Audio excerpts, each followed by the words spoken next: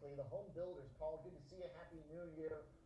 Toll Brothers, what did you learn this past year about this sector? Well, happy New Year to you as well.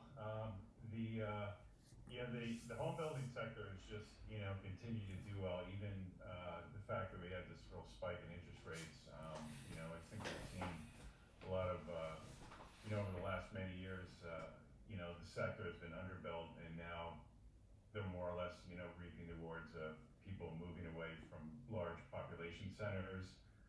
They're catching millennials buying their first home, and they're ready to do that, and they're also catching boomers looking to downsize, and they focus mostly on what they call affordable luxury, and it also allows some of their customers to help design some of the features in the house, and so they've been allowed to move actually into, I'd say, a broader array of real estate properties across the country. They're in 60 plus markets now, and they're able to sort of build these custom homes for people that has been working really well. So the revenues have been moving higher, and as well as their free cash flow is over like $1.5 billion now for Toll Brothers. But this sector has seemed to have caught like a secular trend. I don't think that this is really going to change anytime soon. So we've seen earnings growth, and it sort of reflects that as well. And funny enough, this stock is back to where it was in 2005,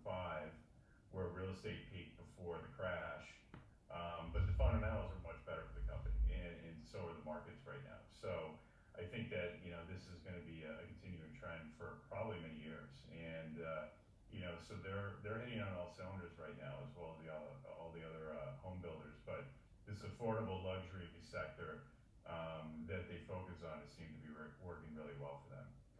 Yeah, the trade has been pretty amazing. It's like it works in any environment, I guess, thanks in large part to that underbuilding of homes that kind of always leaves some room for them to operate. So we look at the market here. Toll's at $101. I mean, what do you think is reasonable, real quick, Paul? Like, how much are we looking at this year? You think this trade could keep going? Yeah, I mean, you probably see some resistance at a previous high. That's typical, and maybe as we start the year, things give you a pullback to sort of get an opportunity to get into the stock. But seeing the stock move into the 125 to 150 area wouldn't be a surprise over the next 1 or 2 years. So I think that there's still good upside. I know the stock's up quite a bit, but the sector has really been overlooked for many years. So I think that we see earnings per share in 21 was $3.40. This year they're $12.36, and it doesn't seem like that trend is going to stop. That's you'll probably start to see this stock start to trend in the next few years. There's one thing about the home builders, Tom, is that it's like they never are fully appreciated. It's like every time you think that the trade is done, it's not. Yeah. Doesn't really matter where rates go. Rates go up, they did fine. Rates go down, they do even better. Yeah, that demand issue and the lack of supply out there. Even though they've got, most of the home builders hit all-time highs in the month of December, as interest rates started pulling back from those levels that we saw on your 8%. Berserk. Yeah, they did. The last That's 2 because months. there's a queue basically backed up waiting to buy these homes. Toll Brothers, average selling price $1 million. These are luxury homes. This is a high end. So looking at Paul's outlook here, maybe 1 or 2 years, it gets up to 125, 150. I looked at something a little bit more short term for an example trade here, just going out a couple months or about a month and a half. Avoiding earnings. Earnings are about the 20th of February. So I looked out in the February 16th, the monthly cycle there for expiration. That's about 45 days expiration here, where I'm going to buy an unbalanced call butterfly where maybe it does test that all-time high that we saw just above 105 in mid-December. Maybe it touches there again. Maybe it grinds a little bit higher into those earnings, kind of avoiding earnings here. So buying an unbalanced call butterfly, buy 1 of the 100 strike calls, sell 2 of the 110 strike calls, buy 1 of the 115 strike calls. So it's broken wing butterfly here. You're paying roughly about a $3 debit for this trade. That's going to be your risk, $300 per spread. But you can see there from the risk profile, it tops out at or near that 110 110 strike that you're short 2 contracts on, but then even above 115, you're still gonna be profitable, on this one. You'll still have a profit of $200 per spread on that one. So this takes advantage of a grind higher, get above that 103, break even, everything above that's profitability, but you're shooting around that 110 level to get the max profit on this type of trade. With implied volatility levels low, you're not going to be paying a lot out here, but skewing the butterfly might be the way to look at it if you think over the next 45 days it's going to rally. All right. So you got some of that short-term expectation built in here, Yeah. but still, the long-term message we heard from Paul too, I feel like resonates as well. So it's a nice kind of way to push that time frame up a little bit. Yeah, and also going into earnings, sometimes we'll get a lot of calls going into earnings where maybe the stock rallies into it ahead of that event risk, and this avoids it. Okay. We got another trade here though. Paul, let's talk Schlumberger and the oil and energy supply trade.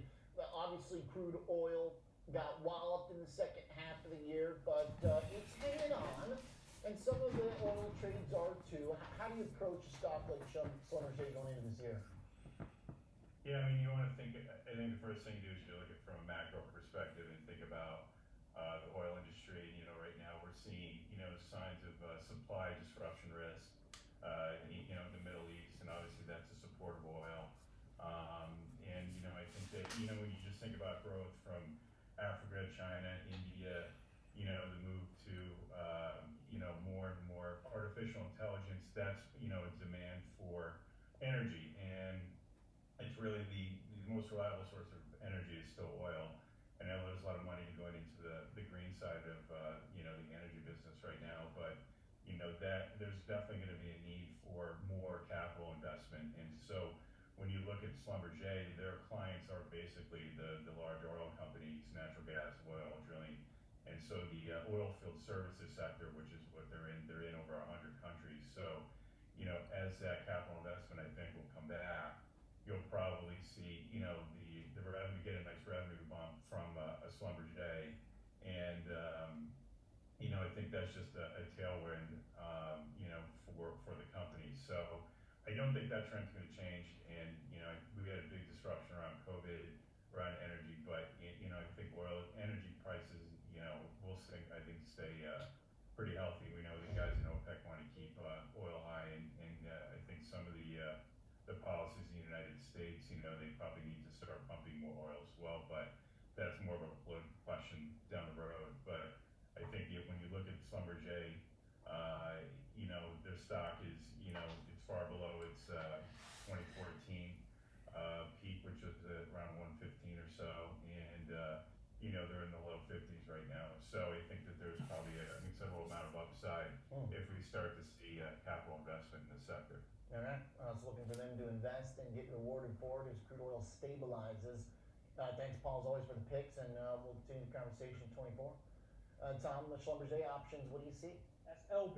It's no longer Schlumberger. We're calling it right. LB Corp. They changed it. But that being said, this stock was down last year, down 2%. So I looked at the dividend yield on it. It's nearly 2% on this one. It's a steady performer. It's not a real volatile name.